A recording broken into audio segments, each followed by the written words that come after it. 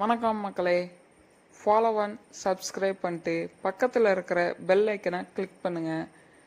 அப்போ தான் நாங்கள் போடுற அடுத்தடுத்த வீடியோக்கள் உங்களுக்கு நோட்டிஃபிகேஷனில் வரும். இப்போ வாங்க வீடியோக்குள்ளே போகலாம்.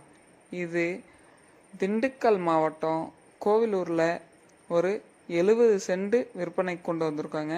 மொத்தம் 70 சென்ட் இருக்குது. பாதி பாதியாகவும் பிரிச்சுக்கலாம். இப்போ நான் சொல்கிற விலையை கேட்டிங்கன்னா நீங்களே ஆச்சரியப்படுவீங்க. கோயிலூரில் நான் சொல்கிற விலைக்கு எங்கேயுமே இடமே கிடையாதுங்க.